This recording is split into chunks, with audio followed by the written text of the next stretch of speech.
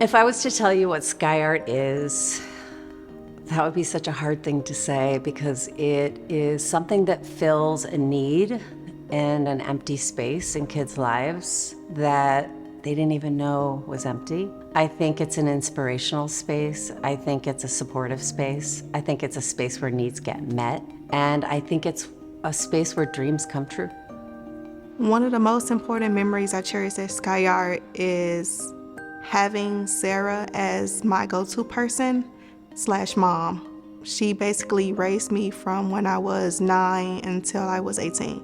SkyART has been a major impact on myself and my family from financial standpoints. From now, my son is receiving art therapy through the program, which has been a great help for him. If he had problems at school, which was one of his main, issues for going to art therapy, he's able to communicate that more with his teachers and his peers and help things out more. I feel like SkyART caters to the whole child, not just come after school and create art, but mentally, physically, spiritually, it's there. Sarah's dream was to bring art and give things free to kids. So Sarah brought this studio over there a few blocks down, and it worked. So many kids were there, always hungry to learn about art, which was free. Everything they got, it was free. And they could take it home. So we started getting more artists to come in, and SkyART has turned around and grown from that.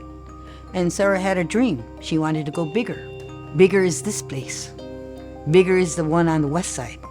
SkyART opening a second space in Garfield Park is transformative for the community in so many ways. The 3400 block of Lake Street is actually in the top 98th percentile for gun violence across the city of Chicago. So that means that this block, this particular area, suffers from higher rates of gun violence than 98% of other blocks in the city of Chicago. We know that city of Chicago as a whole suffers from disproportionately large numbers of gun violence. And so we can transform this community by investing in the long run, right? By being here and being a permanent presence, just like we've done on the South Side for 23 years on the same block.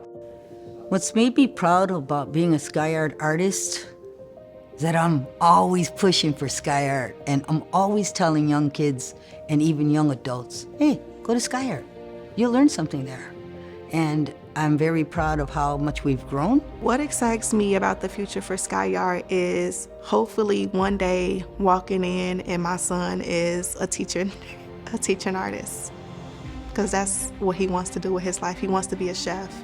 So if he's in the kitchen and creating love and care and food with the children of the future, I'll be so happy. My hope for any young person that walks into SkyART is to see themselves in our staff and in our team. I want our young people to think that they can be an executive director someday. I want them to believe that they can have a career as a creative person. I want them to have the tools to be successful in the 21st century. It takes creativity to build ladders out of poverty and build bridges across communities. And unfortunately, in our public education system, for the last 100 years or so, we haven't done a great job of teaching creativity. And so I really want young people to leave SkyART and go on to the rest of their lives, whether they are practicing artists or not, learning how and knowing how to think like artists and have those critical thinking skills, those social emotional learning skills, the emotional intelligence to be successful in whatever they pursue. Give to SkyART so we can create. Give to SkyART so we can have fun. Give to SkyART so we can explore. Give to SkyART so we can experiment. Give to SkyART so we can plant, harvest, and cook. Yay!